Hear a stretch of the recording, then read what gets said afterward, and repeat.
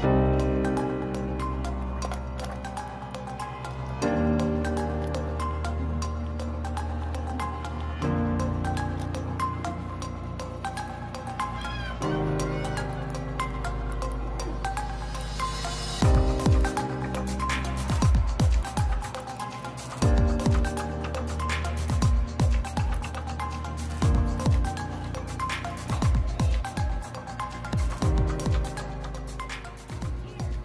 guys, welcome to my channel, Pinoy DIY. Nagawa nga pala tayo ng project natin, Arduino Mega 2560. Nagawa tayo ng latch or push button. Nagawa tayo ng kahit ilang button, pwede siguro mga 8 or project natin nagawa muna tayong 3. Yung nakita nyo sa video. Nagawa tayo ng code, momentary switch, tawag ng latch. Pinindot, hindi siya naglalak pero umiilaw guys. Marami akong napapanood nito. Ito guys, yan, ganyan. Napanood ko yung ganyan. Ang ginagamit nila is 555 timer IC. Yung ginagamit nila. Sa atin, gagamit tayo ng Arduino natin. Ayan guys. Naglagay na akong wiring. Sorry, medyo messy yung project natin. For example, yan yung push button. Yan yung momentary. Walang lock yan guys. Gawa tayo. Kahit ilang ilaw gusto nyo pwede. Mas magandang project. Wala lang tayo magawa. Educational lang nila. For purpose lang. Okay. Umpisa na natin kung paano natin gagawin to. Okay. Punta tayo sa PC natin guys. Yan. Ito yung ginawa ko. Ito yung diagram nya guys. Yan guys. Nakikita nyo yan siya. Yan siya. Naglagay ako ng push button na momentary. Wala siyang lock guys. Pag pinindot hindi siya naglalak. Ayan. Tapos guys, ito yung sketch na sinasabi ko. Okay. Ito yung ginawa ko kanina. Medyo mahaba kasi. Kung gusto nyo magdagdag ng LED, itong gagawin nyo guys. Itong yan yung nasa taas, copy nyo lang, then maglagay kayo ng number doon kung ilang button. Kagaya niya, nakalagay naman dyan o ilang BU. Nilagyan ko na lang ng name na BU. Tapos yan, dyan nyo siya i-edit. Okay, pagtapos nyo yung void setup, then copy paste nyo itong nasa ilalim, then dagdag nyo rito sa ilalim. For example lang tapos edit nyo yung number kung anong digital pin na gagamitin nyo. Kung mapapansin nyo, nakalagay dyan digital pin.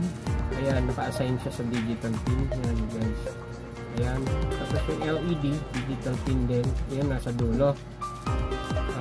Kung ano yung digital pin na naka-assign dito, yun yung lalagay nyo guys dito sa Arduino nyo. Ayan.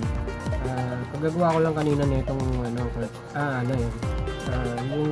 yung code.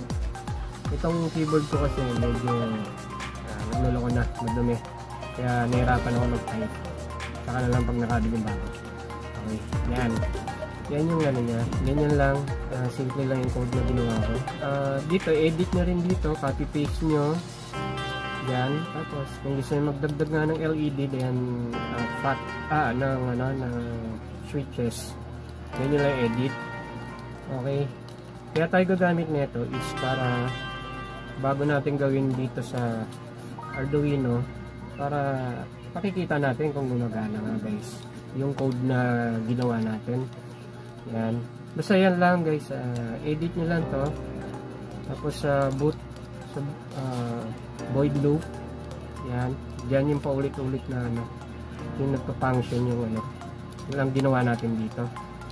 Lagay nyo rin dito guys. Copy paste nyo lang yan. Tapos baguhin nyo yung mga number. Yan lang. Ganun lang kadali. May number naman yan eh. Kung ano yung number na digital pin nyo rito or digital yan. Yung sa push button and LED. Yan na lang gagawin nyo. Ngayon ang ginawa ko is yung ground. Nakapansin nyo. Naka-diretso lang yan dun sa push button.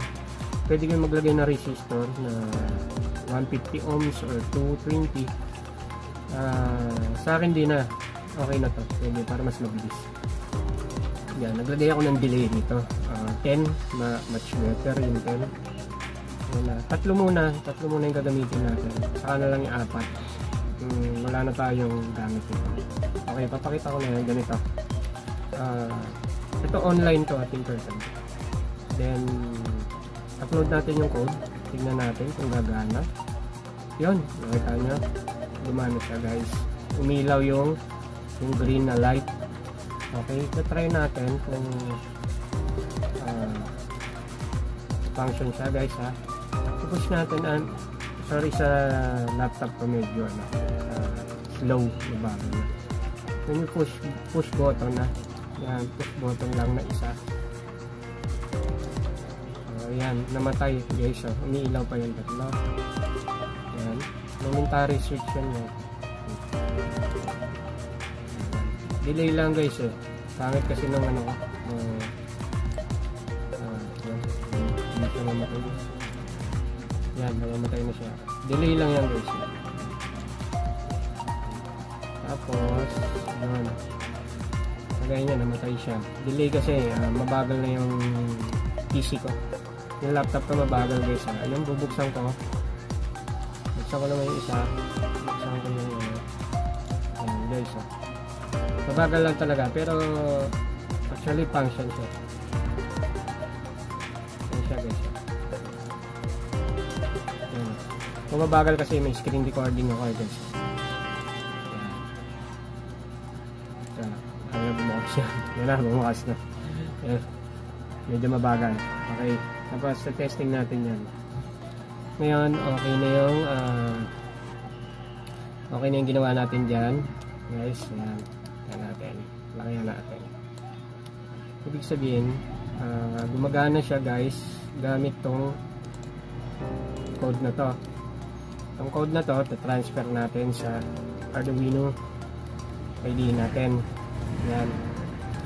Ngayon, yan na. Ito yung Arduino ID natin guys. Dahil Arduino Mega yung gamit ko, iniba ko siya ng digital pin kasi mas maraming digital pin guys. Yan. Tapos yung push button. Yan nga guys. Teka lang, on na lang natin yung ano natin, yung camera natin. Ayan na. Na-on ko na yung camera dun sa taas guys. Para mapakita ko sa inyo kung paano. Ito na guys. Sasaksak natin yung Arduino natin. Ayan guys. Sasaksak natin. Ayan. Umilaw. Makita nyo umilaw. Upload natin tong code na to.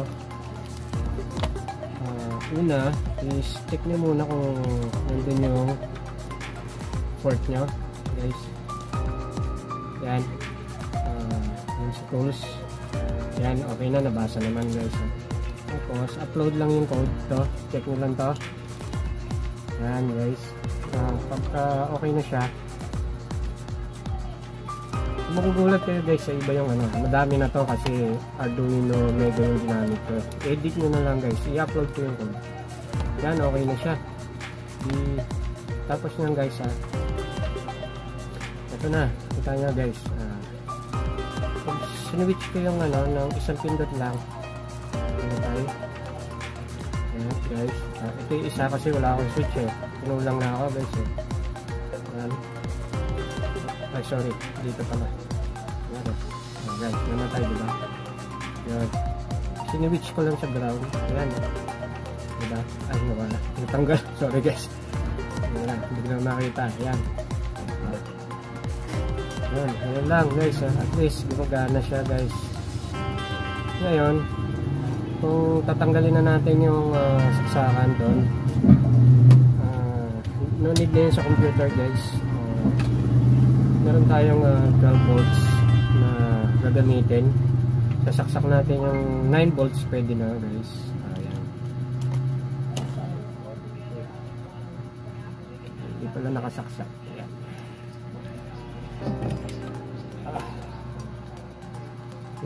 Wala guys. Sorry.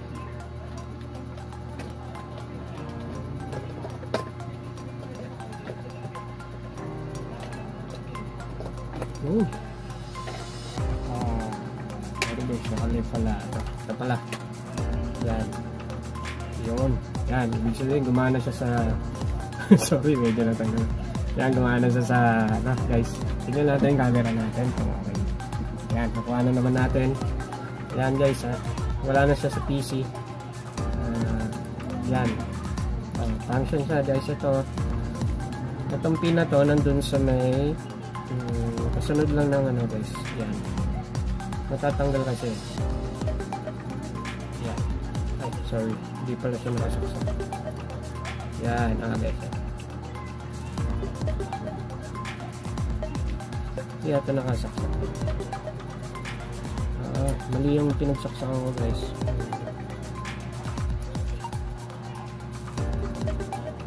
Hindi kasi yan eh. Hindi maayos yung paggawa ko guys. Kayo bahala na lang. Sample lang nito.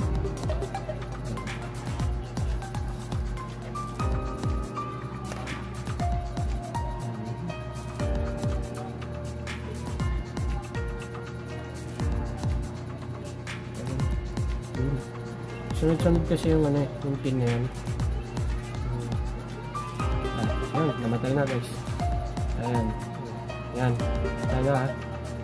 Ayan, ganun lang guys. Tapos itong pin na to is ito dito. Ayan guys. Yun. Tapos ito dito. Ayan guys, pipindutin ko. Ayan. Naka-latch na siya guys. Ayan. Push button. Okay. Don't forget, share, like, and subscribe. Thank you sa mga subscribe. Please support my channel. See you. Gagawa pa tayo ng ibang project natin. Yahoo!